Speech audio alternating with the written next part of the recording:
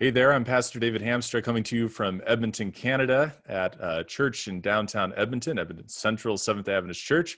And I want to invite you to listen in for an hour or so as me and some of my friends from around the world discuss conspiracy theories and how we can relate to them as Christians. And of course, I'm coming from a Seventh-day Adventist perspective on that as well. I'm a pastor.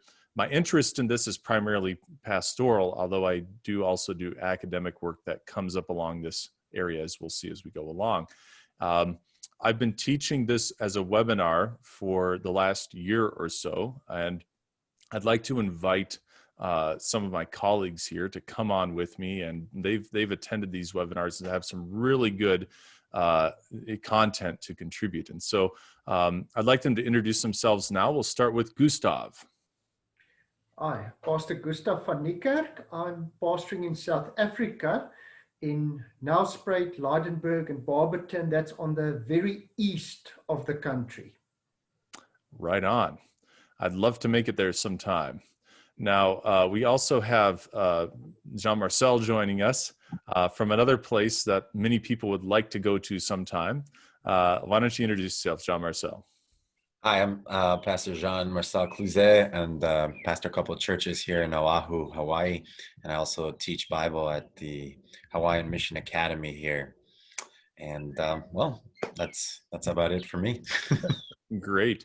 Let's go to Vinnie. Pastor Vinnie here from Solid Rock in Arlington, Virginia. Right on. And Arlington, as you point out, is just blocks from the Pentagon. This church is just down the road, a few blocks from the Pentagon. You could take a nice stroll over there. In the belly of the beast. Don't get too close. Just don't get too close. All right. More on that later. Karl. Yeah, I'm Karl Leukert, and I pastor a two-church district in north central Florida, just outside of Gainesville. And the conspiracy theory here right now is that New York is trying to take over Florida by sending all their citizens down here. Yeah, but I don't believe it. Yeah, you don't believe it. Well, I don't know if you got too many New Yorkers in Gainesville area, right? Oh, it's growing. It's growing. Oh, wow. So, you know what I always tell people is that Florida is the only state where the farther north you go, the farther south you get. Would you agree with that assessment? Yes. Yeah. So for Gustav and others who don't come from the United States, Southern American culture is more prevalent in North Florida, and South Florida is more, Cuban or whatever, a mix of different things, right? Yes. So kind of a fun state that way. All right, let's dive into the topic then. I'll say a quick prayer and then we'll go ahead. Father in heaven, I pray that you will bless this conversation and those who are watching it. Send your Holy Spirit to guide us into all truth. I pray in Jesus' name, amen. Amen. Okay, we're going to start off by defining what is a conspiracy theory, okay? I think that's very important from the outset. I want to arrive at a kind of neutral definition of a conspiracy theory so that we can analyze what they actually are. Because a lot of times people, definition of a conspiracy theory boils down to anything that I don't find plausible, right? Well, that's just kind of a subjective judgment. So first off, gentlemen, I like to just pitch it out here when I'm teaching. What's a conspiracy? What's a conspiracy? I looked up and a couple of words that stood out to me. It's an alternative explanation to the standard one. Right. And it's attributed to a covert group or a deceptive plot. Something we can't explain. Well, it's these scary people. It personifies the problem. Right. I want to hang on that point, deceptive plot. I think a conspiracy, kind of by definition, has to involve a plot, right? Mm-hmm. There's nefarious intent with an overriding suspicion towards a suspicion of the official account of the events. That's the way I see it. Right, with a conspiracy theory. So conspiracy has an element of secrecy, usually because there's something nefarious about it, right? Now, someone has, maybe it was you, Vinnie, pointed out to me that there's a popular conspiracy theory that one of the Beatles died in a car accident and was replaced by a body double. Okay, dude, and this, everyone knows Paul McCartney's dead. Paul McCartney's dead, right? Yeah, why else would he be vegetarian? So you have to forgive us. We know each other a little bit well enough that we like to make jokes. So yeah, this idea that he's dead, he's been replaced. Not too much is at stake at that, right? But usually when we're worried about a conspiracy, right, it's because there's some kind of nefarious intent involved. And by the very nature of the word conspire, right, it means like two or more people have to be of the same spirit, right? So I can come up with a plot and execute it on my own. But if I bring other people into the plot and we keep it secret, I think then we have a conspiracy in place. Is that fair enough? Mm-hmm. Fair enough. Okay. Then a conspiracy theory, I think, would be a theory about how a conspiracy has taken place, right? Correct. And that can often involve a suspicion of the commonly believed account of events and things like this. Yeah, that there's some kind of conspiracy that's going on. Is that fair enough? Can we go with that? So what are some famous conspiracies or conspiracy theories in the Bible? Anybody got any ideas about that? I mean, there's a few. We're coming up on the season of Purim, by the way, in the Jewish calendar. Purim, the book of Esther involves several conspiracies, right? Yeah. The story of Samson is a conspiracy. Right? Yeah, his wife conspired with her people to cut off his hair, right? Or find the secret of his strength and then to cut off his hair. Yeah. Absalom. And the whole family affair there between David and all his children. That was rough. Right.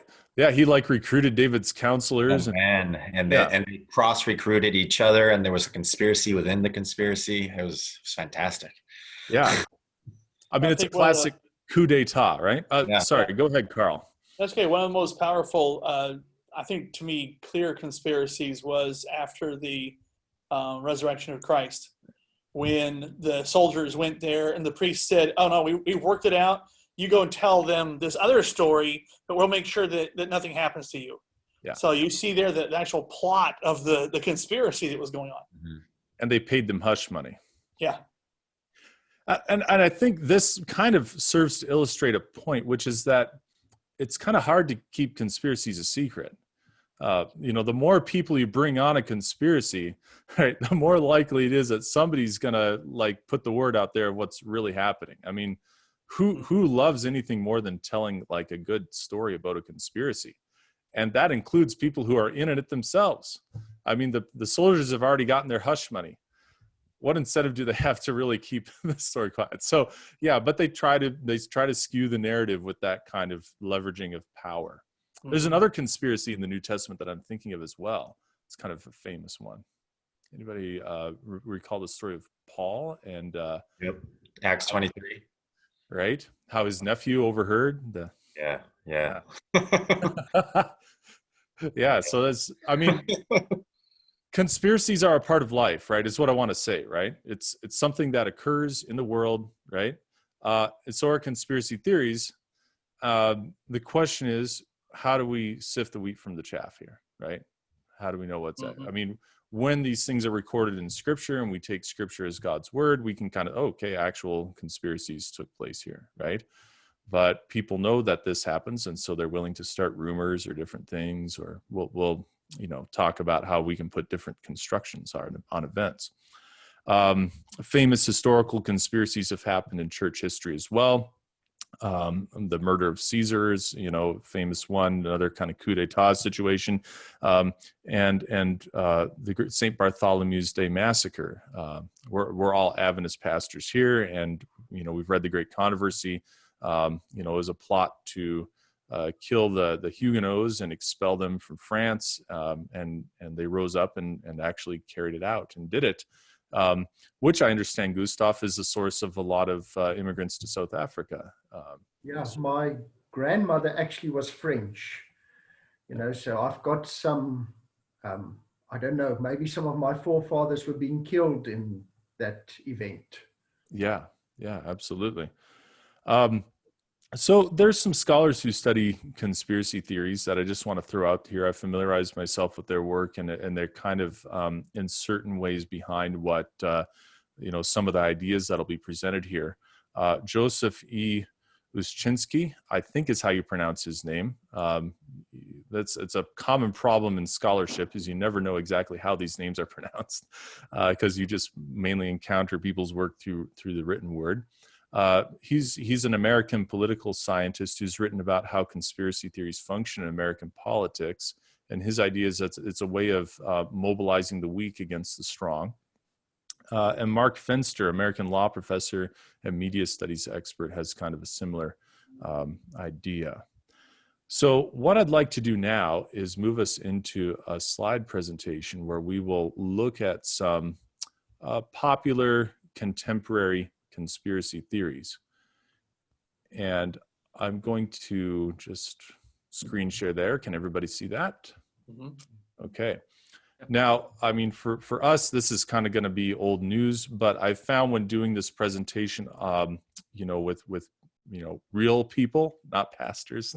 Now, pastors are real people too, but you take my point, that this review of conspiracy theories has been quite helpful for some people to get a sense of what's going on out there in the world, and some of the things that are coming in on their social media feed and into their inboxes. So if you're someone who's really well acquainted with the whole range of conspiracy theories already, you could feel free to skip this section and go down to where I'm doing more theorizing about it in this video. But you may miss some of the points that we throw in along the way. So, I would encourage you to watch it if you have the time. All right. So let me move us along here to conspiracy theories as having to deal with domains of security and insecurity. The ones that really matter are not the ones about whether a beetle died in a car accident and is being replaced by a body double, right? The ones that really matter to us are the ones that have to do with things like science and health and war and terrorism and politics and socio-sexuality and the paranormal and religion, right? These are domains in which we can feel threatened or we can feel at peace and secure in our world. So let's start with some conspiracy theories in the realm of science. My kids, one of my children's counselors in his Pathfinder club told him and some other children apparently that the moon landing never happened, that it was a conspiracy cooked up by the US government and executed in Hollywood, back lots or something like that, to make it appear that we had landed on the moon, but we never had, right?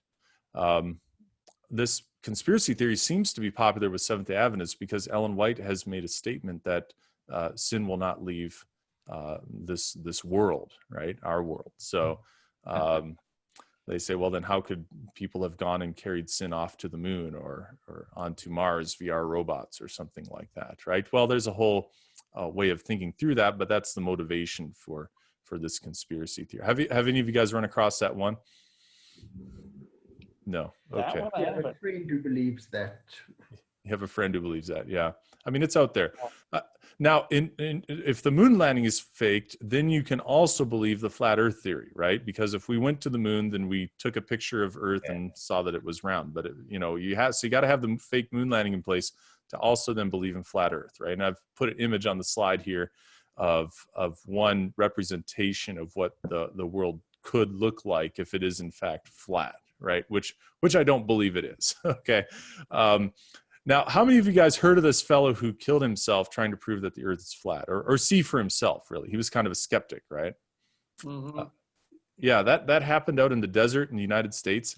He had he was building rockets, right? And gradually larger and larger rockets to try to get higher and higher above the ground to see for himself if in fact there was a curvature to the horizon or not. Okay, and these rockets actually flew. Now, I don't know how many of you people have built rockets. I tried to build model rockets when I was a kid, out of cardboard, and they have these little model rocket engines. It's not easy to do, right? Now, to build a fully functioning, like actual rocket, you have to be kind of smart to do that, right? Yeah. If you asked me to do that, I wouldn't get off the ground. So my point here is that the fact that you believe in a conspiracy theory does not make you dumb, right? The fact that someone believes in a conspiracy theory is not necessarily a failure of intelligence, okay?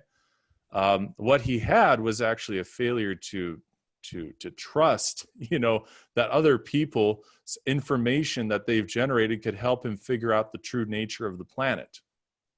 And so what he had to do was construct something that only he had his hands on so he could go see it just for himself. And in the end, he died because his parachute failed to deploy when he was high above the ground. So that's flat Earth. I have heard it preached from an Adventist pulpit in my province. I'm in Alberta, which is Canada's major oil generating province, that global warming is a conspiracy for a world government to take over our planet. Mm-hmm. You can see why somebody in Alberta would want to believe that, right? If the oil industry goes good, the province goes good. All right. So global warming takeover, right? That all of global warming is a hoax that's been cooked up by, people who are in positions of power so that they can put in regulations and take over our lives. Karl, it looks like you want to speak to that. Yeah. On this same topic, one other conspiracy theory that I've heard from some people I know is that the global warming thing is all part of a Jesuit plot for the Catholicism to impose environmental issues as a way to impose the National Sunday Law, controlling that whole narrative. So yeah, there's that aspect as well. There is that aspect as well. Yeah, for sure. Anything that causes people to, lose something in some way or feel that they're losing something can become the subject of a conspiracy theory. Mm-hmm. Evolution collusion. We know, for example, that Sir Arthur Conan Doyle was involved in a hoax to cook up fossils that looked like they were the missing link between apes and humans. Okay. And he modified these things and planted it where they would find it in excavations and so forth. That's been proven to be a hoax. But some people believe that much or most of the information that supports evolution is false, that it's a hoax that's been perpetrated by scientists to get rid of God. Okay. And that would be I'll call it the evolution collusion conspiracy theory in the domain of science. It matters not so much for your physical security, but for your existential security, because what you believe about the origins of humanity is going to change how you believe the future of humanity is going to unfold. And so, evolution has a big threat in that regard. Anything to add there briefly before we move on? That's just a representative sample. Oh, yeah. I had a flat earther elder who wouldn't release it right away, but in further conversations, as an alumni of Andrews University, he just really got on my case because he believed that Andrews University was part of the cover-up and conspiracy to cover up flat Earth by having an aviation school that was brainwashing pilots to see the curvature of the Earth that wasn't there. It was awesome. Wow. So brainwashing had to be involved in order okay. Wow. And so by implication, because I went to the same school, I was being also brainwashed. Yeah. Right. Remarkable. So, no, it is alumnus. You were correct, but I understand it's very early in the morning there in Hawaii, so we will forgive you for not parsing the Latin. Right. I feel like get them all in while you can. Yeah, that's great. Okay, moving on to health then. We got the contrails there. We're not going to deal with the contrails today because it's kind of a bygone one. But we can look at anti-vax, of course. Now, anti-vax doesn't have to be conspiratorial, but it can be conspiratorial, right? You can believe that vaccines are bad for health, or that the scientists are misguided in certain ways without positing a conspiracy theory. But it certainly lends itself to conspiracy theorizing, because you kind of try to find a way to explain how all these people could be wrong about this. Well, maybe they're really colluding just to make money off of vaccines, and they don't really care about our health. Okay, most I think most health-oriented conspiracy theories have to do with large institutions that just want to make money at the expense of our health. And we know that this does happen. Gustav. Well, recently we've had the idea that the vaccination against COVID-19 has been linked to the mark of the beast. That's been linked to the mark of the beast. Yeah. I would say remarkable, but I don't want to go into that kind of pun territory here. But yes, I'm going to bring that up in a later slide. So that's a good one. You can certainly think of anything that you're putting into your body as perhaps having some spiritual negative effects on you. Okay. And it's sort of similar to Old Testament purity laws, right? Some of which Adventists will still observe because we believe they go back and reflect the order of creation. The question is, does it go beyond that, right? So yeah, we do know that, for example, big tobacco corporations did, in fact, engage in a conspiracy to make money on us at the expense of our health, right? By us, I don't mean Seventh-day Adventists because we've always taught against tobacco, but the general population. That conspiracy theory was verified when they found the memos. They found the documents where the people actually said as much, okay? The problem with other conspiracy theories is that, they kind of exist in that unverified state. And in fact, some of them are not really amenable to being verified at all, right? There's no real evidence that you could produce to seal the deal, as it were. The smoking gun would never come out. But we do know that big tobacco is a health conspiracy.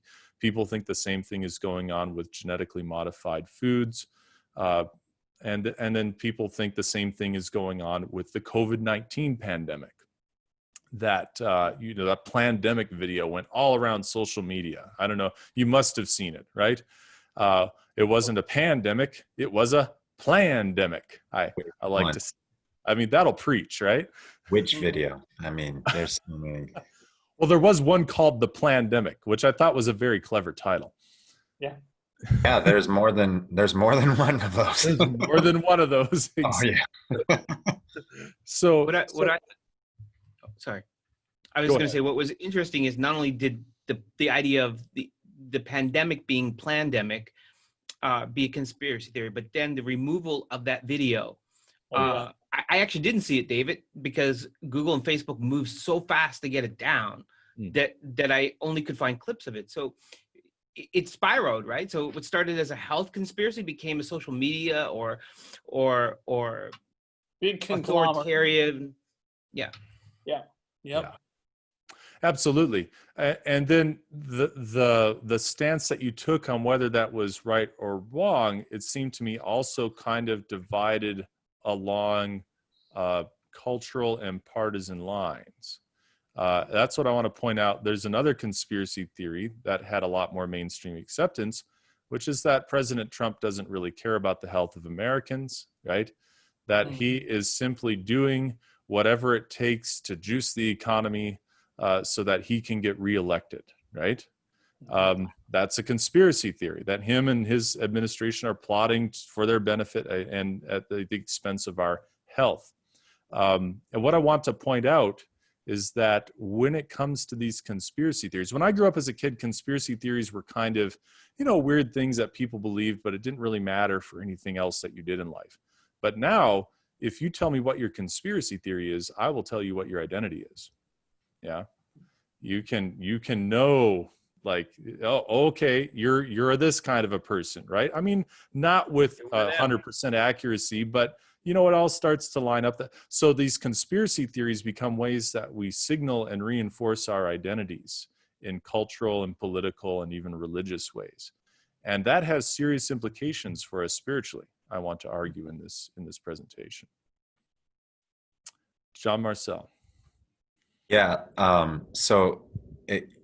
Just adding, you asked us to add things that have to do with how we view this thing or how we're talking about these things. This is how I kind of explain it to the younger kids. It's like, it's no different than their own cliques, Yeah.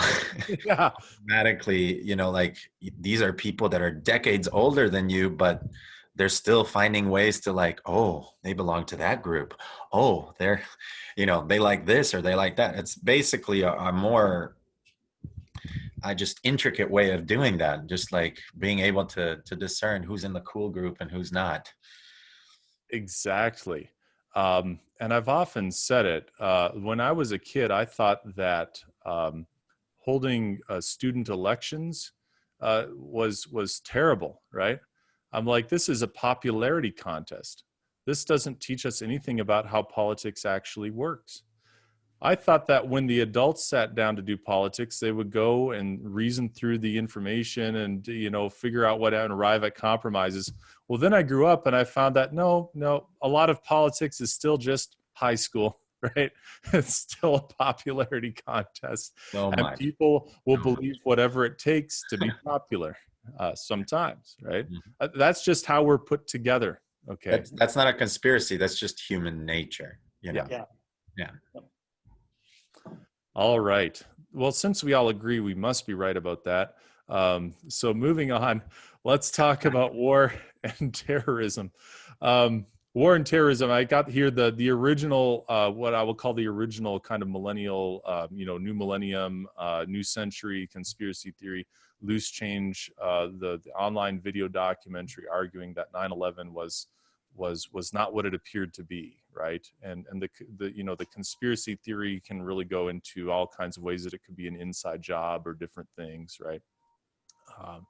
But it's the idea that we can use scientific methodologies to show that what seemed to happen on 9/11 really didn't happen, and so there must have been some kind of pretense there. Yes, John Marcell. I unfortunately bought into that my first few years in college. Okay. Yeah, well, so since we're confession is good for the soul.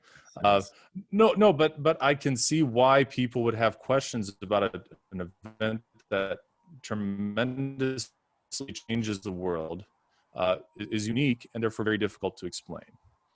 Yeah, but my view is that I don't think there was a conspiracy involved there. I think too many people would have had to keep it a secret for that to have happened. I think that we actually don't have a very good scientific understanding of unique events. How many times have jetliners flown into skyscrapers like that before? That's my view on it. You may disagree with me. That's okay. I'm getting hands here. Vinnie and then Karl. Yeah, so I think the 9/11 one is a fascinating one, even though maybe it's a little bit dated because, I remember talking with someone who was buying into it, and my defense was, look, they were actually arguing that there were never any towers there, that the whole thing is fabricated, and that's why, because my argument would be, we can go there and we can see what happened. And the individual says to me, when I tell him, no, I've been there, I actually touched those buildings, been in those buildings, and he said, then you're part of it. Then you're part of it. Right? So that's kind of like. That illustrates something about conspiracy theories, right? There can be an unfalsifiability to them. Mm-hmm. Once you accept the premise, then you're locked in, right? And there's no way that it can be disproven or not verified. You want to expand on that, Vinnie? Yeah, because I think, David, this goes to the fact that I believe that a part of what makes certain people gullible to conspiracy theories is a part of their personality matrix. And there are lots of personality development issues that could be taking place in a person like that, but the inability to be wrong, the inability to admit wrongness or to be the person who was mistaken, is a big factor in this. And so I think that's a noteworthy footnote, not just how far they'll go, but that there's something in certain personality. It's one thing to be duped, like, John told us about, I once fell for that, but he has a healthy personality matrix that allows him to now admit that openly in front of other pastors and eventually on YouTube or wherever, And he can say that, right? But there's something about these people who hold on to it. They can't, you know, they would rather go to the more obscure and bizarre than simply say, oops, my bad. Right. Yeah, we'll talk more about why that is further on. Karl, you want to pitch in something here? Well, I don't want to get ahead of maybe where we're going. You know, one of the things in this whole thing, and even of the, you know, 9/11, you know, I have to realize those people that I know that buy into conspiracy theories, part of it is they are trying to make sense of something that doesn't make sense. Right. That it's such a huge tragedy, there has to be a reason. Mm-hmm. And so they will grasp at almost anything to give themselves a sense of peace. Yes. So, yeah. Absolutely. And I want to not just put that in the sense of they, but I want to say we will do that because we're going to find that it's not just like, you know, a certain social class or something like this. We are all, I think, prone to conspiracy theorizing on a certain level with good reason, because conspiracies do happen. The problem is, could we admit when we were wrong? Are we locked into, does positing this conspiracy theory lock us into a certain way of viewing reality for all of time almost, right? Gustav, I think you wanted to make a point, and then I'll try to move forward. Yeah, I just quickly want to attach to what Vinnie said. I read an article about a study, and one of the elements in conspiracy theory is narcissism. And I get the idea. There's the one group that says we want to make sense of it. And there's the other group that, if I have this conspiracy theory, I'm clever than everyone else. And I can't admit I'm wrong, because that would go totally against the narcissism. And I think these two feed into each other. Very, very good point. Okay, so I just want to mention a couple of others in this domain of war and terrorism. False flag mass shootings. There's this idea that all the school shootings that happen in the United States, or many of them, are being carried out by secret government agents, and they're not really real. In fact, there are children and parents who are being paid to act the part of school shooting victims, to fool us into thinking that these school shootings are taking place so that the government can take away our guns. Mm-hmm. All right, it's a kind of a Second Amendment oriented conspiracy theory in the United States. Again, an explanation for something that seems senseless, right? Okay, well, actually the government's behind it. And finally, this is a conspiracy theory that I, in fact, I'm sympathetic to, but I have to admit that it's not verified, which is the idea that some people inside the George Bush administration, first George H.W. Bush administration, cooked up a pretext for war using Saddam Hussein's weapons of mass destruction. But when we went into Iraq, we could never find them, right? They were never located. So were they even there in the first place, right? Or was it just a conspiracy from inside the government to get us into a war to, you know, take Iraq's oil? And the question is, you know, we don't really know, because, and here's an important point, the absence of evidence is not the evidence of absence, right? So what has been, you know, suggested in hindsight, you know, many years of hindsight, is that perhaps Saddam Hussein snuck those WMDs out to Syria, and that's where Bashar al-Assad got the WMDs that he used during the civil war there. But the point is, we don't know. Yeah, you know, it's hard to say.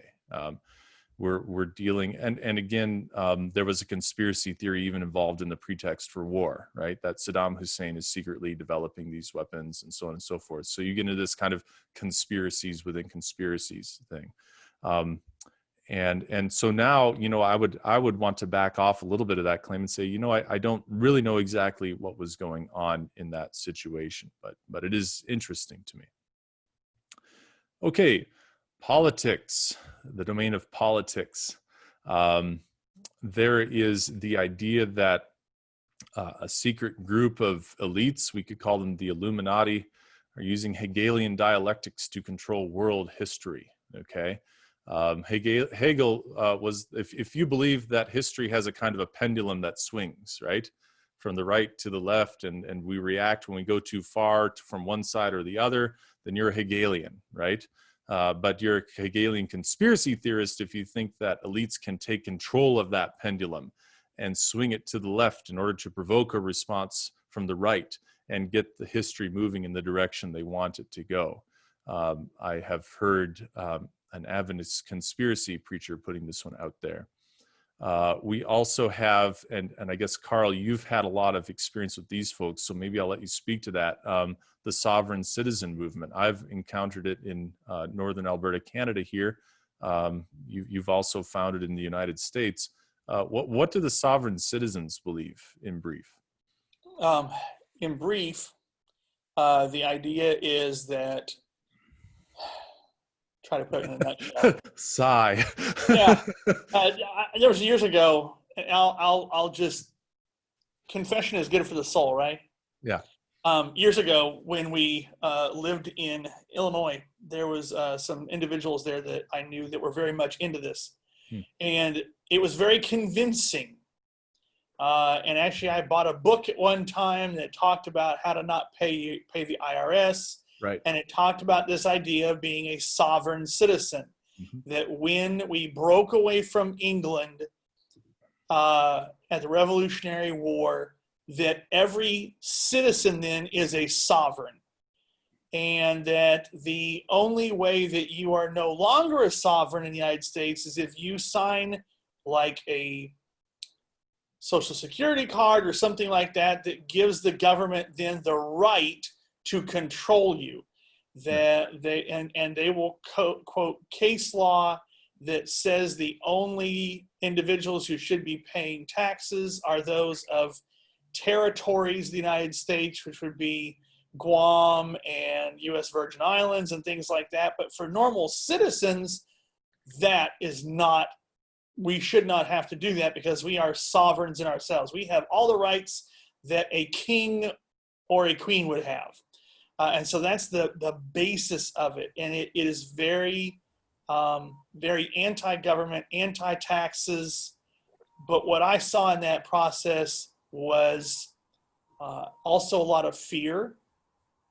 There was constant concern if an SUV drove past their house too slowly, things like that. And I've had friends who believed this in Southern Illinois and in Arkansas and in Texas. And so it's fairly widespread, this idea that we are sovereign citizens, therefore the government has no control over us unless that which we give control over. You will even see this into sometimes an argument here in the United States where you have an American flag in the sanctuary of a church. And if it has a yellow fringe on it, that means that it is a military flag. Therefore, you are placing your church under the military rule of the U.S. And so even to that point, or if you even have a flag in there, therefore you're saying that you have allegiance and you are giving your, if you will, your will to the government. And so that's kind of the stuff that I've seen as far as the sovereign citizen idea here in the United States. Yeah. So it's this idea that if the government has created this legal fiction of like a kind of a corporation in your name, right? And then they control that corporation through social security numbers and driver's licenses and all that. But if you can just separate yourself from that corporation, then you're a free man on the land, right? Yep. And you can do what you will. You can, don't have to register your car or those kinds of things. So it's all a conspiracy cooked up to bring in the liberal administrative state. Karl wants to add one more thing on this. Yeah, just one more thing. Along the same lines, because you're bringing up the organization, I'm sure we'll get to it in a little bit.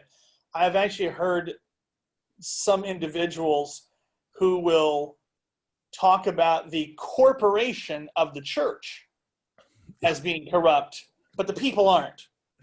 So they set this, conglomerate, if you will, is evil, but the people in it necessarily aren't. So this is a conspiracy theory if you're an anarchist at heart, right? If that's your kind of identity. Oh yeah. Yeah. There's also a conspiracy theory if you're a white identitarian, right? That the government is bringing in all these immigrants by legal or illegal means, in order to replace the white population of the United States with one that's easier to control, right? Mm-hmm. As if Latin Americans were easier to control, right, John Marcell? I mean, Dude, I cannot state enough how many times I've had to stifle laughter because, the complaints about corrupt governments and all these other things. And I'm like, dude, I have been in revolutions. I have been in situations where it's like, you have no idea what a corrupt government is. Not yet. I mean, it's getting there, but, not yet. Mercy. Yeah. So, there's, and then there's one if you're more of a Black identitarian, right? The idea that the CIA colluded with, the Contras to bring in drugs into the United States and ship them into especially Black neighborhoods and take down the Black community by bringing cocaine in, right? Now, this has an element of truth, right? There was a CIA Contra scandal. They were funding arms sales by importing drugs into the United States. But the conspiracy part that is, was that done intentionally to take down the Black communities, right? We lack the evidence at that point. Okay, now here I'm going to step on some toes maybe, but I think Trump-Russia is a conspiracy theory, okay? It's the same thing, right? You can push it to the extreme that Trump is like a double agent or something like this. But I think the moderate version of this conspiracy theory is that the Russians have some dirt on Donald Trump or something like that. And that is why he seems to cozy up so much to them, and that why they tried to help him win the election and these kinds of things. There's some kind of a backroom conspiracy between Trump and Putin or some Russian power that's going on there. What I want to point out, and of course, this is a conspiracy theory if you are, part of America's elite class, right? Which is really interesting because typically elites do not go for conspiracy theories. But in the case of Donald Trump, when he came in, they felt a threat. And where did these elites of American politics turn to? A conspiracy theory to make sense of their reality, explain something that seemed senseless. And finally, we have QAnon. All the flat earthers, it seems, have gone into QAnon. Flat Earth is kind of, declining in internet popularity. QAnon is where it's at. And this is, of course, kind of the opposite of the Trump-Russia conspiracy theory. It's for those people who have a, kind of a populist political identity, right? The idea that Donald Trump is taking on this deep state apparatus that's trying to control us and exploit us, and he's kind of standing in the breach there, and he's putting all the pieces in place to one day blow the lid off the whole thing and send all the bad guys to jail, and then America can be made great again, right? Karl, we could do an entire recording just on QAnon. I've been reading articles here in the last few weeks, and QAnon is no longer just a United States thing. There are pockets of QAnon believers in multiple other countries, in Europe, in South America now. Yep. And there are the thing that I think is the one of the scariest about QAnon is so many individuals now are interpreting Bible prophecy through the QAnon conspiracies and vice versa. Right. And to me, it's craziness. And we should say that Q here refers to the kind of moniker taken by an anonymous poster in an internet chat thread, which first started, positing saying that they're an inside U.S. government source, and here's the real story on what's happening, right? And this conspiracy theory kind of started with those posts in an internet forum that's somewhat ill repute, I think it would be fair to say. Okay. Moving along, I'm just going to move us quickly now because I don't want to go too far into these. We've said a lot already, but the QAnon kind of takes us into the socio-sexual realm because a lot of those conspiracies have to do with this idea that powerful men in the United States have tried to put themselves in a position where they can sexually exploit children. Okay. And I'll start at the bottom of this one. This kind of culminated in the Pizzagate conspiracy theory, at least as kind of a media event, where the QAnon people were speculating that a pizza, like a family pizza parlor in Washington, D.C., where you live, Vinnie, in fact had a sex dungeon in the basement where powerful politicians were going and raping children. And they had kind of patched all these clues together. Okay, here's what's really going on. And so somebody said, well, we have to put a stop to this. And he took his weapons from his house, went into the pizza parlor, and held the place hostage and said, show me to the basement. And they said, there is no basement. And he said, no, really, take me to the basement now. And he investigated the whole place for himself until he was satisfied that there was, in fact, no basement, at which point he laid down his arms and surrendered to the police. And that was the end of Pizzagate. I think it highlights something about conspiracy theories. Many of these ones, if true, would require very extreme action, right? Very extreme action. And some people, when they actually take that extreme action, can kind of see, oh, okay, it's not really what I thought it was, right? But for the rest, it's kind of kind of an onlooking thing, right? Almost voyeuristic, right? Oh, okay, Yeah, let's see how this plays out. But I Karl. know people who have said to me that there's a conspiracy behind the explanation of Pizzagate. Right. That they brainwashed that man. There really is something there, so it hasn't gone away. And that tells you they're in that loop, right? Yeah, They're in that loop of self-reinforcing, and you can't. Yeah. Jeffrey Epstein didn't kill himself. Major conspiracy theory right now. Major internet meme. And this all sort of comes out of the Me Too movement, which again is one of these things that doesn't have to be conspiratorial, but it can become conspiratorial when you start positing powerful networks of men sort of protecting each other and so on and so forth. Does it happen? Perhaps. Can we prove it in any given case? Verify it, right? Difficult to do. Jean-Marcel, did you want to jump in?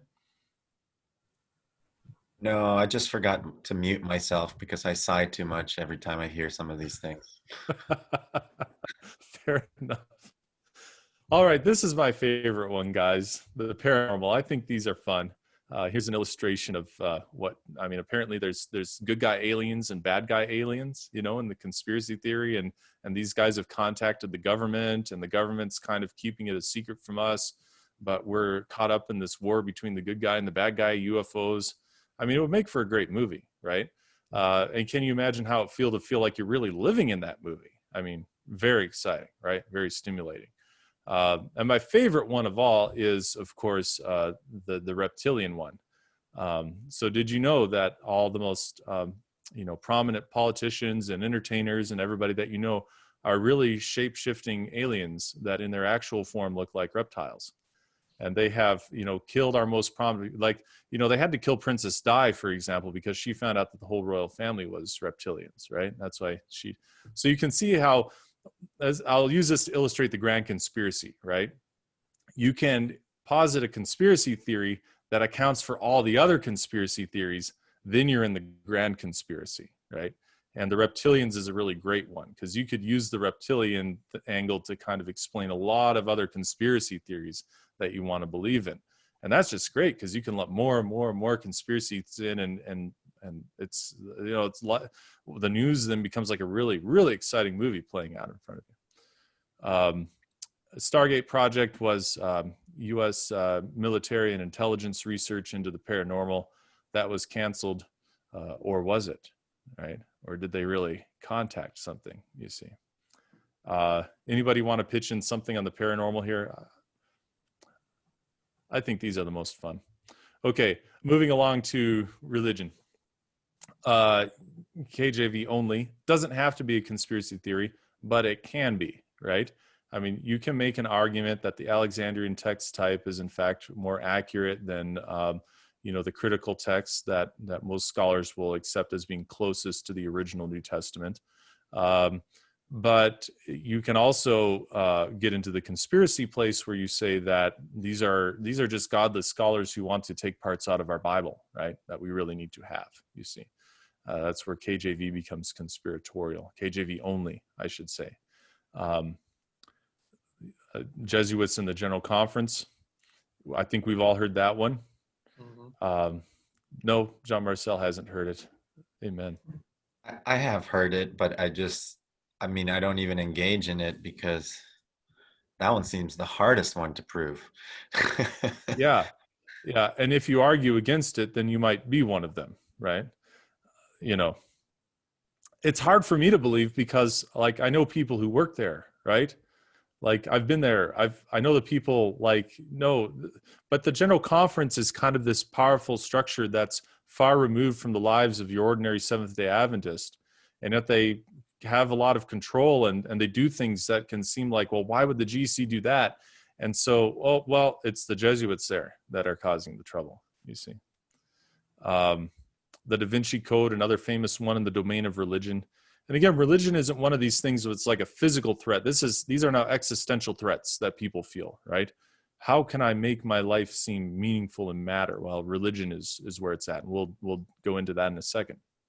But when it comes to the Da Vinci Code book, I remember having a farmer in northern Alberta asked me, is it really true that the Catholic Church decided which books would go in the Bible and which books would stay out at the Council of Laodicea in 321? And I was like, where did you learn about the Council of Laodicea? Oh, well, I read this book, right? That was my introduction to the Da Vinci Code. Okay. Which is full of, I mean, the whole thing is a conspiratorial thrill ride, right? But then people start to believe that there might be some kernel of truth in the way that it's spinning history. Yeah, wild. Okay, and then, all the different ways that you can receive the mark of the beast. Gustav. Yeah, here in South Africa, we've had a recent wave of anti-Trinitarian ideas. And what's interesting, one of the arguments was a conspiracy. The church purposefully changed it. And, Yes. the Trinity is one of the most complex things in systematic theology. And I can almost see people trying to make sense of this. And one of the easiest ways is it was changed. We dim it down, we make it so that it suits our human logic. And if you don't agree, well, you got fooled because the church purposefully changed it. Lovely conspiracy. Yeah. And how do you argue that? Good point. Karl. Going off of what Gustav says, I would agree. I've had some individuals I've known years ago who were just solidly anti-Trinitarian. And in talking with them, they also had a number of these other conspiracy theory beliefs that went along with it as well. It was never just anti-Trinitarian. It was always conspiratorial in nature. Yeah. Yeah, you kind of got to find some way to explain why all these people who we should ordinarily trust and, listen to and respect, could be so wrong about something. And the conspiracy theory explains that. Okay, we've talked already that a vaccine could give you the mark of the beast, right? It could be a barcode, it could be a chip, it could be an RFID. And this is one place where, Adventist prophecy lecturers will, take a strong stand and say, no, there's not like some kind of government conspiracy here to slip you the mark of the beast in some way that you won't even know about, right? You get the wrong, stamp and all of a sudden, no, it's a spiritual thing, right? It has to do with your loyalty to God. And there's going to be an end time crisis about the Sabbath over that. And you'll get to, have an opportunity to choose whether you want to get this or not, right? There's no like secret conspiracy to slip you the mark of the beast. Yes, Vinnie. The whole barcode, chip, vaccination, infusion, whatever, I forget which one of us were talking about futurism being a problem, but this is a futuristic interpretation of Revelation 13 that I am just heartbroken that I keep finding this in solidly Adventist people. And not uneducated, solidly Adventist people even that you would expect a high caliber of thought from. And I don't know if it's just because it's so popular or what it is, or maybe it goes back to that idea that it helps explain reality. But I just want to comment that this is clear futurism. Yeah, Thank you for that theological point. Jean Marcell. I don't know if this is jumping the gun or not. It is jumping the gun, but go ahead. Okay. Well, what I end up doing with young people is just it's become, and I hate to use the word mantra, but like it's become a thing where I just point people to the Great Commission and to make sure that we are just really following the order of that Great Commission. So I feel like when people go into that futurist slant, it's because we're not doing a good job teaching, which is the last part of the Great Commission. The Great Commission goes, make disciples, then baptize, then teach, right? If you have people focused on making disciples, and that's what I do with young people, it's like, if you're so busy making disciples, a lot of the time, getting in this deep into some of these things before the making of disciples, I think that's what causes it. And I point that to young people. It's like, hey, how can you tell people about Jesus? And then, so sorry about that, David. No need to apologize. Apologize. I want to point out lastly that the Great Controversy is a conspiracy theory. Okay. According to the value neutral definition that, I'm trying to work from here. It's the idea that there's in fact a spiritual conspiracy, right? That the devil conspired against God with the evil angels that he was cast out of heaven with, to smear God's character by whatever means possible, right? To make God seem to be in fact devilish and make the devil look godly. All right, and he's been working through human history in various ways. We don't know exactly how, but through spiritual influence, to make God seem to be capricious and arbitrary, and to want service out of fear rather than love. That's the Adventist Great Controversy conspiracy theory. I'll point out that it's a spiritual conspiracy theory. It doesn't require that any particular human historical actor necessarily be in league with the devil, right, in that explicit a sense, in order to carry it out. But various Adventist conspiracy preachers have tried to turn the Great Controversy into that grand conspiracy that we were talking about before, the conspiracy that explains all the other conspiracies. All right, so now I can, all the conspiracies that we've talked about already can basically all, be believed and then try to slot it into the Great Controversy. And then we try to get converts in this way, right? I'm preaching about exciting stuff like, GMO and the pandemic and all these kinds of things, right? I'll gain an audience that way, and then I'll fit it into the Great Controversy and make Adventists out of them. All right, that's the conspiracy theory mode of evangelism.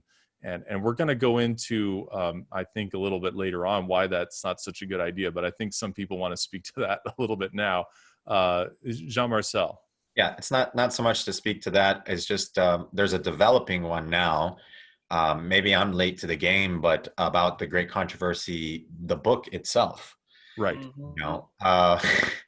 Having to do with the different editions of it and coinciding with the Ellis Island, incursion of Irish and Italian immigrants, and how, the Catholic Church doesn't really make it into the Great Controversy until maybe the third edition.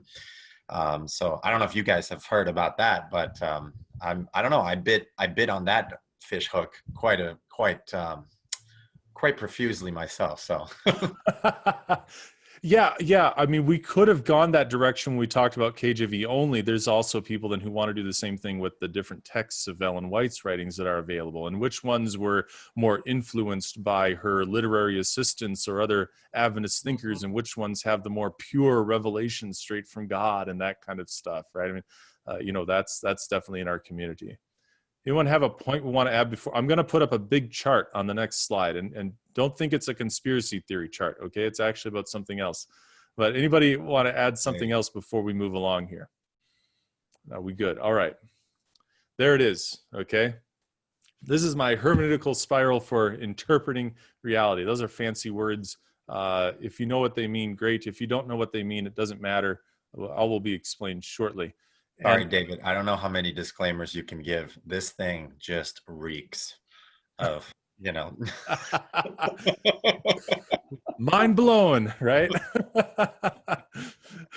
Yeah. All right, let's get into this here. Oh man, you know what? I'm gonna exit out of this full screen just so I can use my cursor to show people where I'm at with this. All right.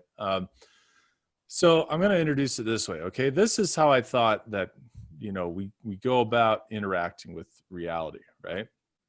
And it all had to do with this. This was my naive, kind of intuitive understanding of this coming up through high school and my college years, right? That this is our major mode of interpreting reality, right? First, we have to make a series of explanations, right?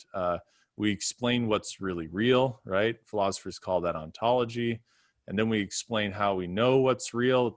Philosophers call that epistemology. And then we can explain what we ought to do about what's real. And philosophers would call that ethics or something like that. Or you could go into practical philosophy, which is now science and whatever, right? You explain reality, and then you're going to theorize what to do based on your explanations. This is maybe the scientific dimension, we could say. And then we're going to interact with reality based on, what we've decided we need to do. And then we're going to generate some new data here about reality that we can explain again and go through this little loop here. Okay. That's how I thought, life ought to work.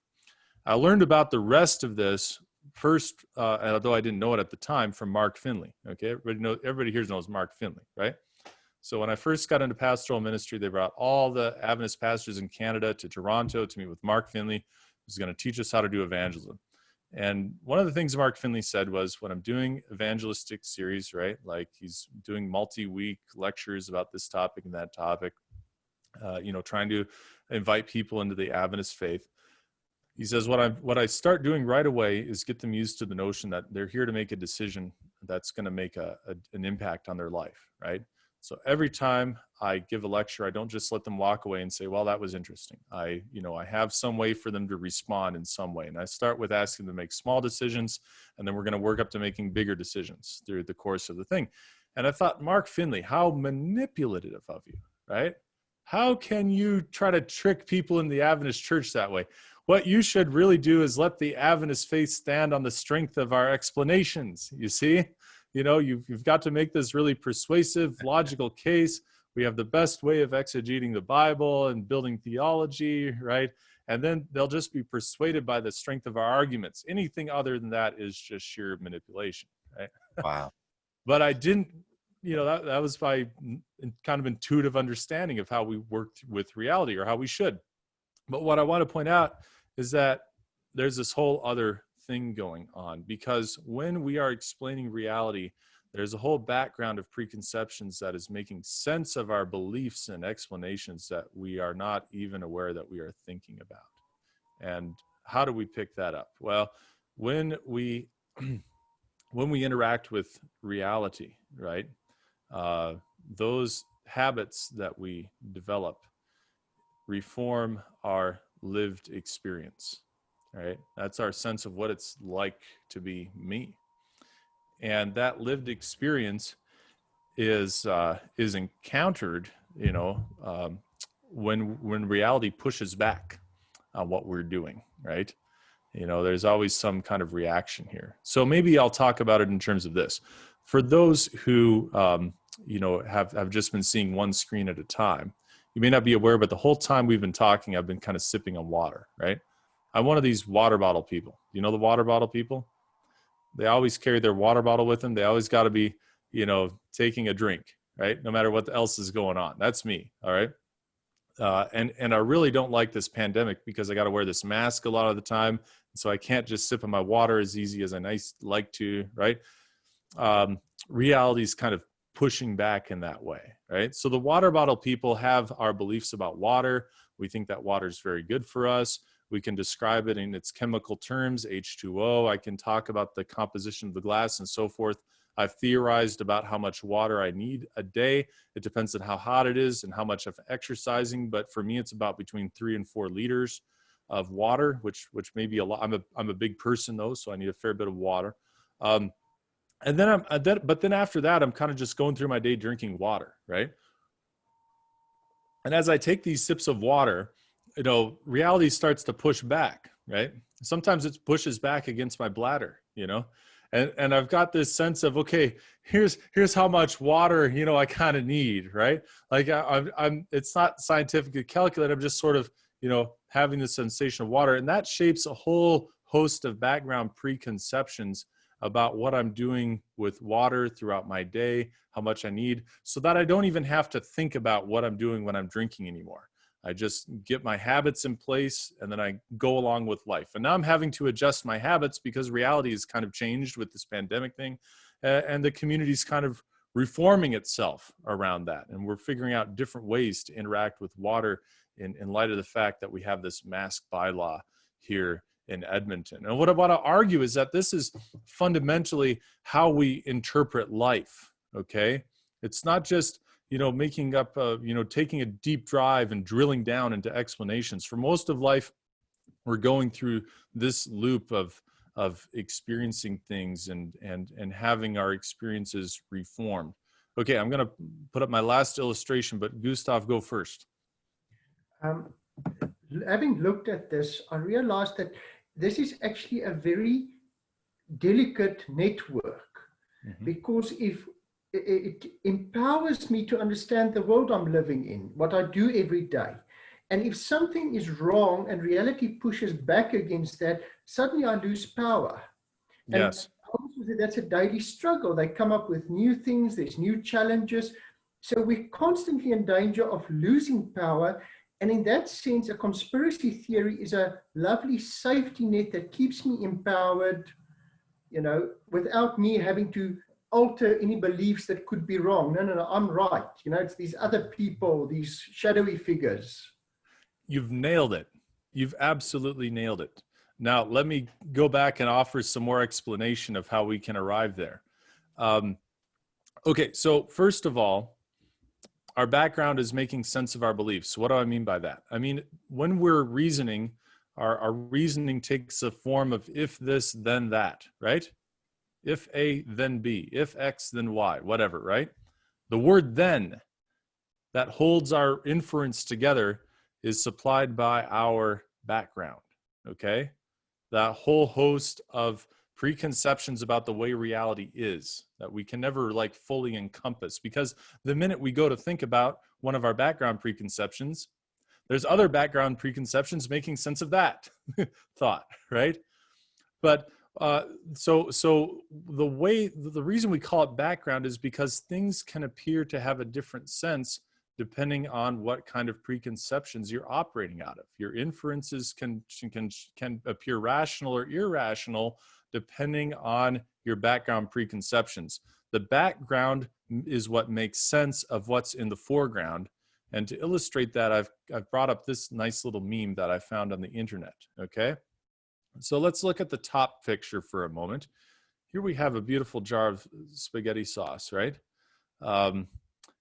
Middle Earth organics. I mean, that speaks to me on a certain level, right? As a Tolkien fan, I'll confess. Middle Earth organic, and an organic tomato and porcini mushroom sauce. And then here it says pomodoro I funghi porcini. I mean, that all looks great except for the porcini, right? To me, as an Adventist, you can see the P-O-R-C. What do you think's in porcini? It's got the pork, right? But otherwise, I mean, this looks like a beautiful, imported from Italy. I mean, my goodness, this takes me back to my travels in Italy and some wonderful pasta and pizza that I had there, right? I would take this off the shelf. And it's illustrated by this beautiful kind of Italian Renaissance painting of a woman just sort of looking kind of pensive, sort of contemplative, right? And she's, there's a mood here, right? There's a mood, as the young people would say. There's a sort of vibe we're getting off of this. It looks great. And it's sort of held together by this painting. Now, the person who is behind this company was actually an art major in college. And they wanted this line of spaghetti sauces, I mean, there's others like it, to feature Italian paintings. And he wanted to do a Caravaggio. But Caravaggio's really known for his play of light and shadow in his paintings. And so it's hard to find one of them that, shows up really nicely and would work for this purpose.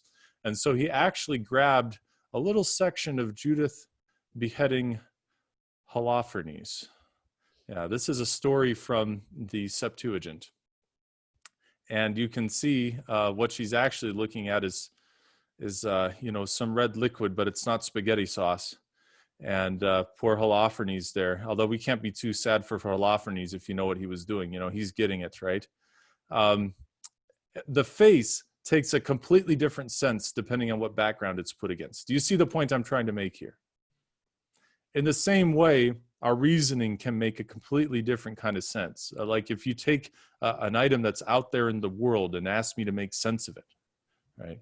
It can show up completely differently to me than to you, even though we're both, would agree, looking at the same thing. I want to argue that this is behind a lot of conspiracy theorizing, but in what way?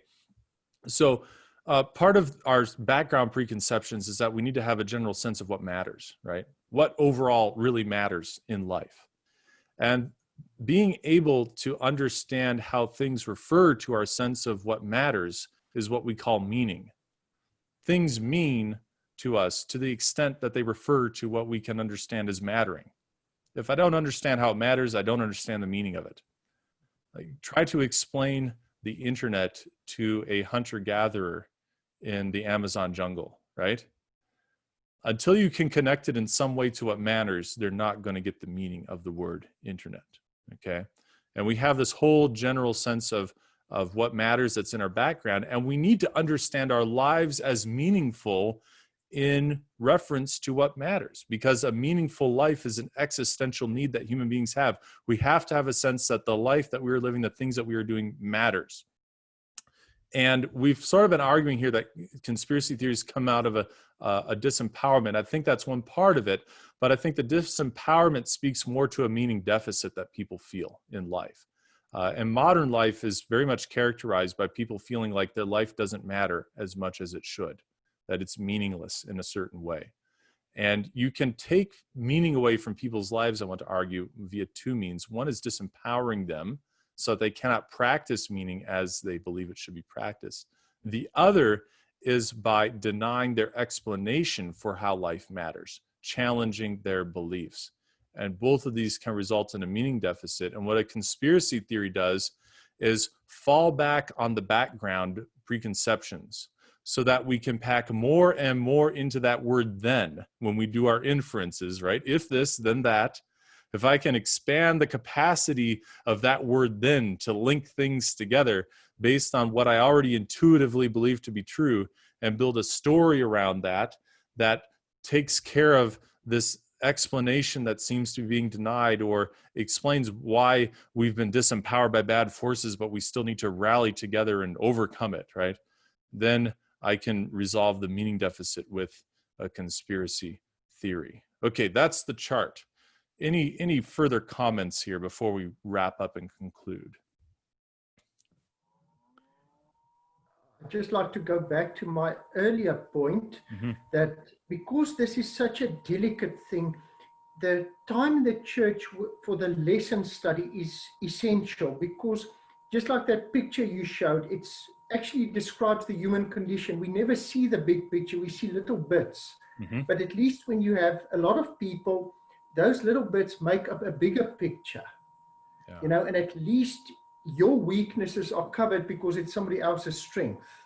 So your whole sense making, your reality is on a lot safer ground than if you sit with just one or two people and you think up all kinds of thoughts. A couple of them are going to be crazy. Yeah.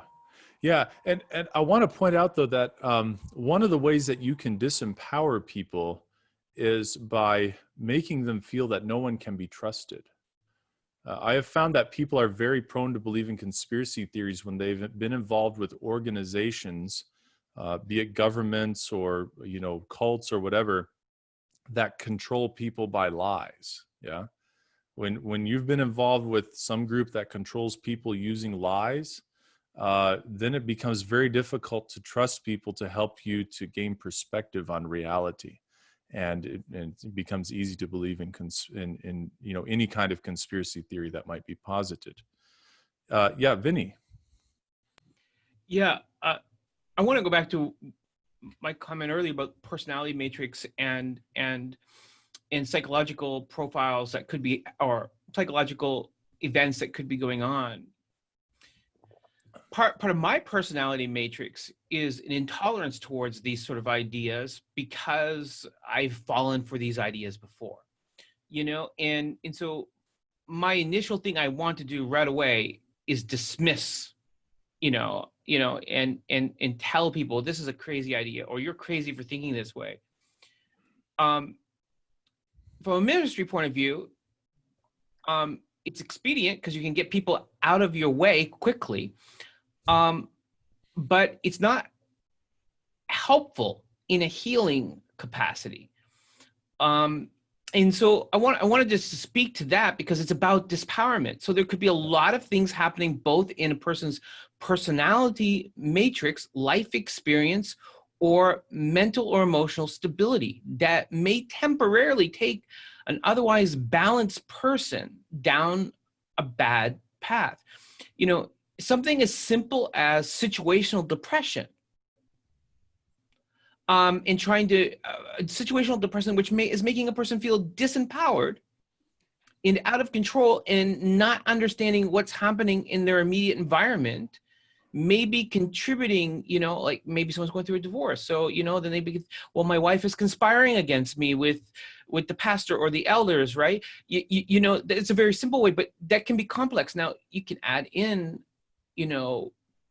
personality disorders, which are developmental personality markers, which means it's not just situational now, but we're dealing with people who may have developed wrong in their formation of their personality. But then there's also things like legitimate chemical imbalances in a person's brain. And there's a movement, not a conspiracy, a movement to move schizophrenia out of the category of mental illness and into the category of a fully biological disease, right? In which case we would see it more like diabetes than we would see it like depression or narcissism or those sort of things. So from a pastoral perspective, I find it's really expedient in the short term to just tell people they're crazy and show them why they're crazy and prove why they're wrong. But more therapeutic to take the time to understand what is happening with someone. How did they get there? Is there a part, and I know this goes to part of your solutions that you have, but is there a part of their theological development that's unhinged or unbalanced, but maybe they're emotional and maybe even they're physical and maybe even the relational, right? Like, so again, to go back and be Adventist, to look at people holistically. That's a really good point. It's a really good point. I mean, there's a multitude of things that can disempower people. There's also theological things that can be going on where people don't feel like their explanations that they held to for life and what matters are making sense anymore. A major one for Seventh-day Adventists is the delay of the second coming, right? All of our theological problems in a way can be traced back to that, I think. I mean, if Jesus were to come back, all our problems would be solved, right? But for Adventists living with the delay, okay, how do we theologize that, correctly, right? And I think the problem is in many Adventist churches, this problem, people just run away from it by downplaying the apocalyptic side of Adventism. And so people who are Adventists, which means that the second coming matters to you, like a lot, right, are going to find some way to explain that. And a conspiracy theory can offer a powerful explanation for how it hasn't really been delayed. Everything is just happening behind the scenes, and he's really coming much, much sooner than everybody else thinks, okay? So I really encourage Adventist pastors to explore and develop a healthy apocalyptic theology that you can preach and teach to your people so that they will have, at least in the Adventist context, a meaningful way of interpreting the second coming and Christ's delay. Gustav has a hand. Yes, and I want to go back to what Vinnie said because I think it highlights the seriousness. These aren't just people who believe something funny. I mean, if I take the anti-Trinitarians, you can argue yourself blue in the face, show them facts, and it doesn't change. And we may very likely and I'm not saying all, but many of these conspiracy theories in our churches are people with a mental condition. Yeah, it often is. But I will just point out as well that I read an interesting article a while back about how people with mental conditions have really, in certain ways, been able to intuit and forecast a lot. You know, they might not have always been right in every detail, but there's sometimes something going on there that is needs to be respected and paid attention to, and it takes a lot of pastoral judgment to know how to work through that without just saying, well, this person doesn't fit the norm, so I write them off because they're crazy. But yeah, having a mentally, ill person, I'll just use that word, in your church can be a big, challenge as a pastor, and it can take up a lot of time and energy. So I get the problem here. And I also he wants to come back in on that. side, Oh, sorry, Gustav, finish, please. sorry. On the other side, if I promote a conspiracy theory, I'm feeding the mental illness of my parishioners. And I think that's very irresponsible for a person saying, I'm working for the Lord, but I'm helping you to get sicker. Right. Put it crudely. Right. Now, yeah, and this comes down to the question of, okay, what do we do if we come to believe that a conspiracy has taken place, right? Like, I personally, think that maybe, WMD weren't really in Iraq and they cooked the books, right? But then that's unverified. So should I really tie it into the great controversy and use that to lead with my evangelism and things like this? No, right? Because if some other evidence comes to light, what have I done for the credibility of God's work? You see, it's a real challenge there. I don't know which one had the hand first, but John Marcell, you haven't spoken in a while, so go. His hand first. Well, okay, go ahead, Vinnie. Yeah, I just wanted to reframe it a little bit, because it's not just mental illness, but mental and emotional and even physical balance. Yeah. Or in Canada, we would use the phrase mental health as opposed to mental illness, putting the emphasis on the other side. And that's the way maybe I would like to look at it here. The person's mental health or physical health or emotional health or relational health is in an area that we need to look at. It doesn't mean it's an illness or a brokenness, but something is, maybe we could say, off balance. My sub-point to this is simply Adventism, unfortunately, has a brilliant marketing strategy to attract unbalance or imbalance, lack of balance in people. When we send out handbills filled with futuristic images to lure people into our door, and sensational images to lure people into our door, that maybe makes us have a little bit, not a lot, but a little bit more on a ratio level of unstable theological, emotional, and relational people. Yeah, and I would say Adventism has historically been a religion for the disempowered, right? I mean, the soon second coming of Christ is not as good news to those who are doing great in this world as it is to those who are feeling disempowered in certain ways, right? Mm-hmm. And we can be disempowered in terms of a lot of different identities that we hold. People, especially moving from a place where they were feeling very much empowered to a place where they were feeling very disempowered, are, prone to conspiracy theories, but also prone to receiving a different perspective, on reality. And I just want to take a second to highlight this here, that when you kind of go into this cycle over here, right, when you're packing a lot into your background or relying a lot on your background to do the explanatory work, that can become the overarching window through which you view all of reality. And that's what concerns me very much about conspiracy theories. I want to make sure that, the conspiracy theories that I really hold in my life are those that are founded in Scripture, right? I really only want to have room for one conspiracy theory that I believe in, and that's the great controversy. And I want to be able to hold myself at some kind of a distance from the others. But in order to do that, I have to be really, really sound in making Christ the foundation of what matters in my life. Otherwise, some other identity in terms of which I'm being disempowered can come in and say, no, I'm really the one that matters the most, and here's how it all works. Here's the big story that's holding it all together, and it's not the great controversy, it's something else. Okay. Oh, also, I should mention that when we're relying on our intuitions to make sense of reality, it's really easy to go into this kind of esoteric symbolism, right? So what this symbol seems to mean to me right now is what it has to mean everywhere and for all of time. That's a huge part of a lot of conspiracy theorizing. Okay, Jean Marcell. I've been so guilty on that so many times. Easy. I'm so glad you guys went first, because it kind of lends itself to what I was going to mention. I'm still in that slant of kind of talk to the younger generations.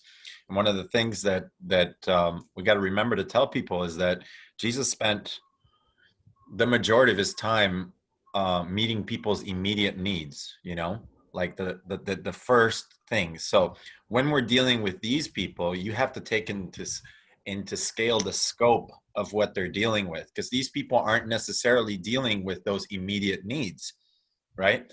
So if you're going to engage, and you have to ask yourself if you're willing to engage, right? If you're going to give your precious time of dealing or reaching people's basic needs, which should be the brunt of the focus of the church or of the gospel preacher, you got to ask yourself, am I willing to go? Because even if you go into Jesus's experience, who are the ones that were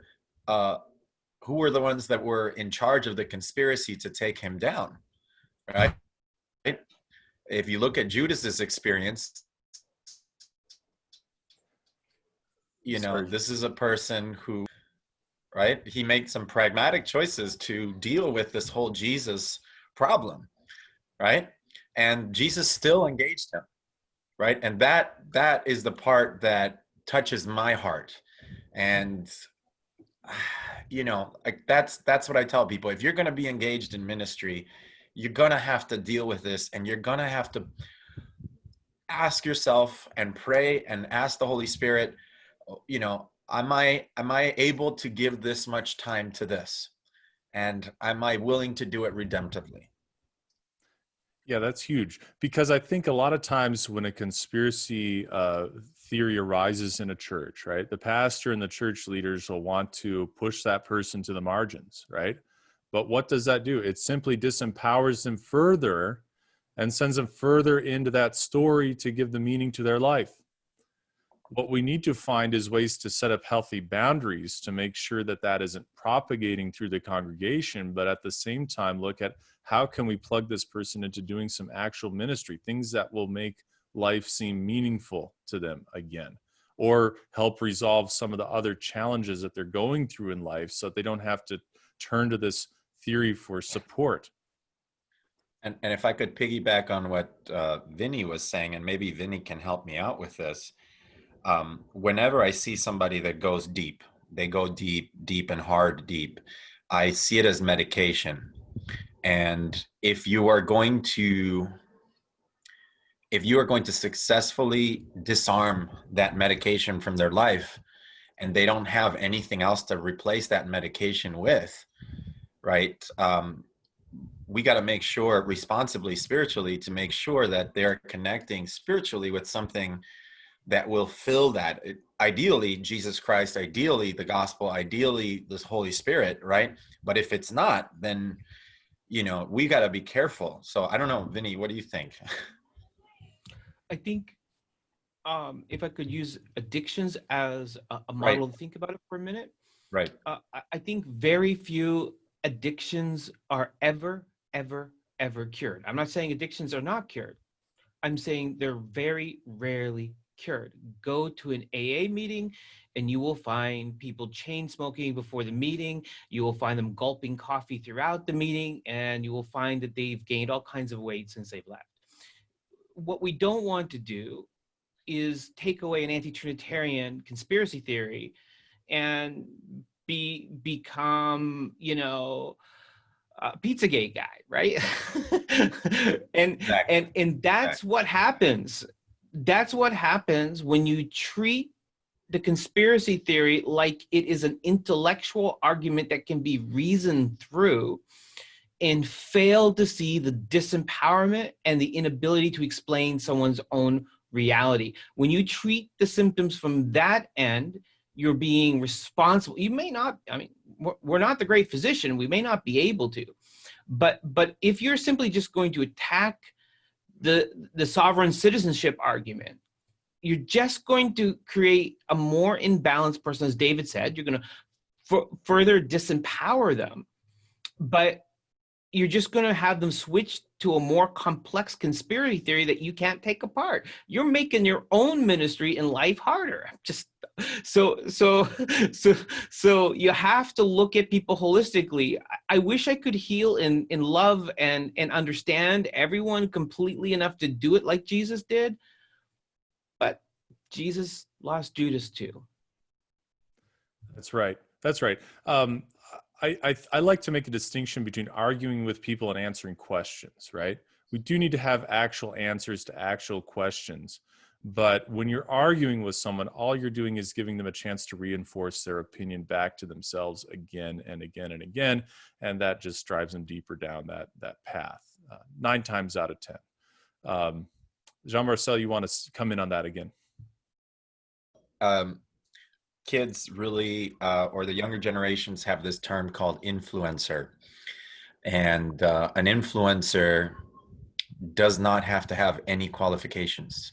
They don't have to, they don't have to earn what they have. Sometimes it's just randomly they have it. And so I use that term. It's like every single one of us as a Christian, as a follower of Jesus, as an ascriber to a methodology that not only improves the quality life and has a holistic approach to life, right? We have to be aware that we are influencers, whether we engage, whether we don't engage, and if we do engage, how we engage, and how we interact with people. Your reaction to everything is an influence. It will have influence. And I think that's been the most positive thing for me that reinforced my experience with this, is that all of these private messages that I get, when I take that calm, I will follow this through to the T, and I get like, and sometimes they don't come right away. They'll come in like 2, 3, 4 years later, because they'll see that consistency, that Christ thing that, and I reiterate time and time again, this is not Jean. If you've met Jean, this is not what Jean does. Okay. This is Jesus. Jesus is helping here. And so I think it's important for us to take into account that we are influencers, and that it doesn't just have to fall to the pastor. So I don't know who's watching this video, but I'll go full Mark Finley here. I'm making an appeal. You have to make a choice. Yeah, you have to make a choice about how you're going to react, because everything you do influences somebody else, for Jesus or against Jesus. And that's the biggest appeal to my conspiracy theory inclined brothers and sisters. You are representing Jesus. How is this helping you bring more people to Jesus? Explain that to me. Amen. Thank you. Karl. Yeah, a few thoughts. When the COVID-19 pandemic first got started, when I saw a lot of my members on Facebook and other social media starting to post things that seemed to be very conspiratorial. One of the earlier sermons I did in the process was the fact that we have to learn to walk by faith, not by sight. We have to be able to become comfortable with the unknown. We have to be able to say we can't answer every question. There are things that are happening, there are events that are going on that we do not have all the answers for, and we're okay with not having the answers. To me, that's the biggest thing with conspiracy theory, is that you have to have an answer to everything. Well, no, we have to be comfortable saying we don't know everything. But the one thing we do know is Jesus. Right. the one thing that is the constant that we can put our faith on is our relationship with Christ. And when he becomes that anchor, to me, the conspiracy theories don't affect us as much, because he is where it's at. And he even said, to his disciples, there are some things that I can't tell you. He even left ambiguity in it. And so when I talk with people who are very conspiratorial minded, I remind her that there's some things that they're not going to know until Jesus comes. And that's okay, because they know who they're trusting in. The other thing is, I have some different friends who have sent me links to YouTube videos from especially one speaker who tends to be conspiratorial in nature. And they just say, well, what do you think of this? And I'll look at it and go, well, I don't agree with it. There's things I have concerns. Okay, well, can you show me where it's wrong? And I have spent hours going through different presentations and point by point showing the illogic of it, showing how they're making assumptions that are incorrect. And I eventually had to stop, because I realized I could spend hour after hour after hour after hour every week just trying to debunk that. And eventually I had to get to the point of saying, look, I'm not going to watch any more of these. I don't see any value in it. I love you, even though you do, but I can't keep going down this road, because it can become so all-consuming that becomes your whole reality. It becomes your whole life. Right. Yeah. So having good boundaries, I think, is really important around this stuff. And I would be interested to hear from the rest of you how you think people can help set up those kinds of boundaries in especially their electronic media world, right? Maybe how do you do it, real briefly? But I want to go back to what you said before about the pandemic. I mean, this pandemic shutdown was probably the most disempowering event that I've ever experienced in my life, right? Yeah. And I think it's no coincidence that conspiracy theories just blew up when that happened, right? Everybody got disempowered. Conspiracy theories just proliferated in a crazy, crazy way. And so the question is, do I have my existential security actually founded in Christ or not? Right. I recently went through a personally disempowering experience where, it was easy to feel like people were out to get me. Right. The way I had to deal with that was by going to God in prayer and say, Lord, help me to get the perspective on this, because I know I'm heading down a dark path here. Okay. So yeah, final question. What can we do about email forwarding and people who are always sharing conspiracy theories with us on social media? Anybody want to? Oh, Gustav, I think you wanted to make one point too, but kind of tag in there, if you will. Okay. Well, this attaches to your question, because as much as I enjoy my systematic theology, that's very theoretical, I always say to people, the Adventist faith, having Christ central, has very real life applications. Because I'm a child of Christ, I have better finances, I have better relationships, I have a better marriage.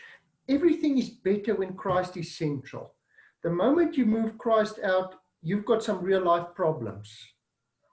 And something I've noticed, the people that tend to conspiracies are usually people isolated. They struggle to mingle. And I was thinking one of the best ways is to somehow include them into group activities, almost force them to make friends in a nice way. Perfect. Vinnie, you want to add about social media, emails, anything? Well, I think that when we talk about disempowerment, to go backwards for a minute, we need to understand that there are those people who are suffering with identity, and they're suffering with questions about how to make sense of the existential world, and then there are people who are more on the narcissism scale. Okay. And that's more about being right, being smarter, having something figured out that nobody else has. I choose not to give access to those people. Now, I know that there are will be some of you who disagree with me, but my social media presence is mine. My church's is theirs. Okay. And I keep those worlds very separate, although I will invite people from the church into that, my personal world. It doesn't belong to them. And for me, as soon as they're a problem or a complex problem, I'm going to delete a post. I'm going to boot them out. I'm going to do whatever. For me, that's a boundary that I like to keep, because otherwise you will attract those people into your life. And maybe we've shared offline some of my other experiences where people became unbalanced with me. And maybe that's kind of a result of that. But I would encourage pastors, and I would encourage churches. You can overlap these things, but when it comes to boundaries, you need to control how much access people do have to you. Yeah, I happen to agree with that. Everybody kind of has a little different tolerance level there, or different capacity. But, I always tell people I'm happy to receive anything, but I'll never promise to watch, read, or listen to anything, right? Because I have to have my own priorities in terms of, what goes into my media time. And sort of the same thing with social media. Look, you can send me stuff. I may not respond, right? I may not have a chance to watch it, but you're welcome to send it. And then people need to mind themselves in the comments and so forth, right? It just gets to be too much sometimes. And if it's taking up too much of your energy that you need to be spending elsewhere, let it go. People, that we've parted ways with on social media or whatever, we can still be good friends in person, right? I've had that experience. It doesn't mean that you hate them forever. It just means that you're not necessarily compatible on social media for whatever reason. Right. And this kind of thing can be one of those reasons. Mm-hmm. And you also don't want to feed, again, this is a determination you're going to have to make as a pastor or as a practitioner of helping in whatever way you're choosing to help.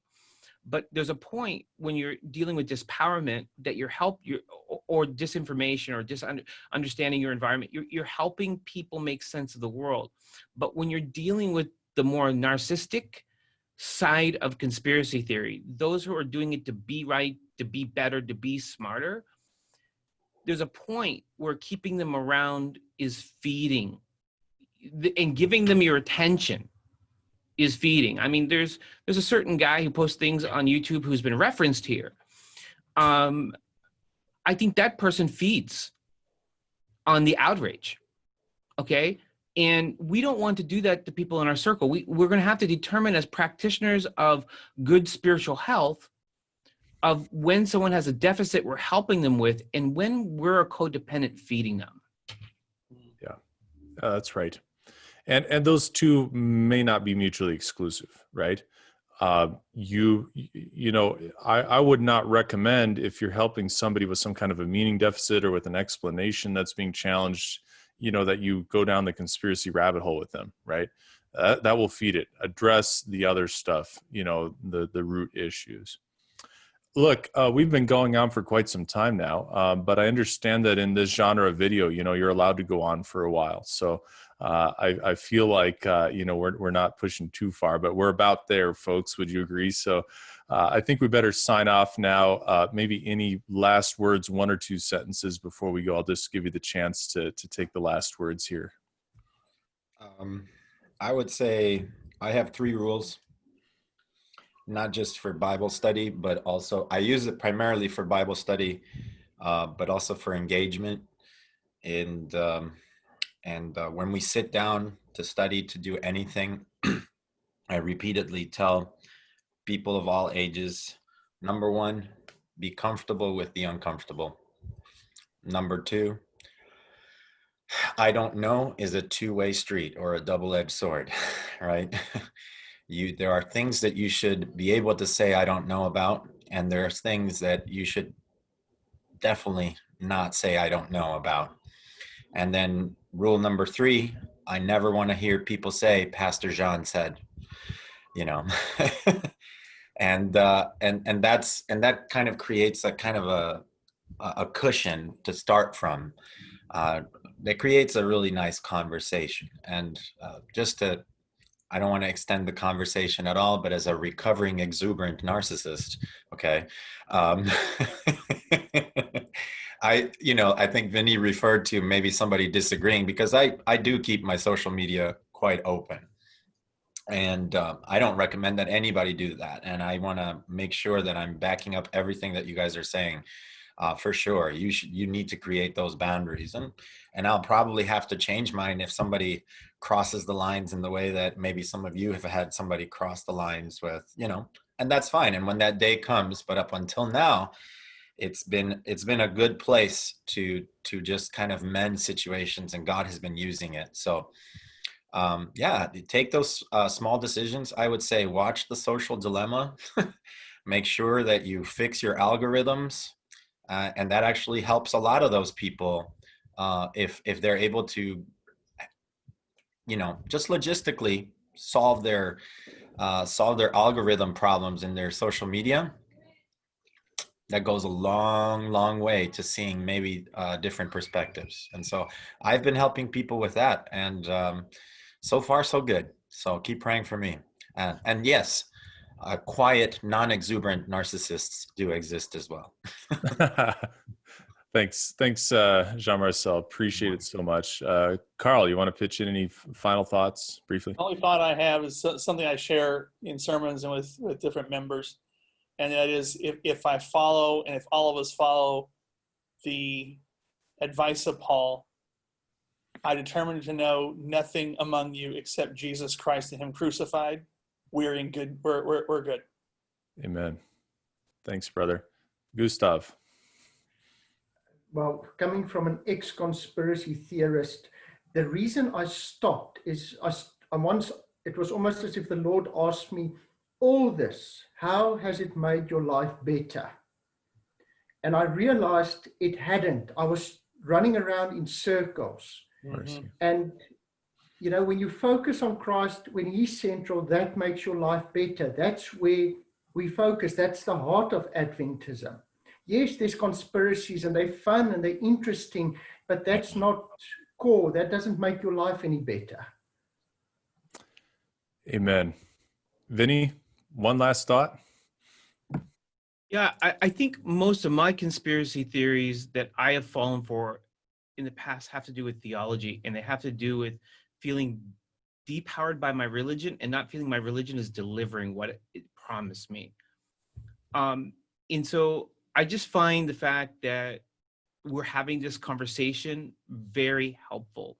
And I find the fact that pastors are interested in understanding that dynamic in people really helpful. Because the truth is, as Karl said, Jesus is enough. And all these other things will be taken care of when we get to that point. Mm-hmm. So I want to thank you, David, for, I know you've taught this seminar over and over, and now you're going to make a permanent record, putting it out there on some platform. And this is exactly what people need to hear their pastors talk about. Well, thanks you so much. Pastors, you're been a huge blessing. You've really enriched what we're doing here. If you made it to the end of this video, God bless you. You're strong. And we'll sign off now. All the best.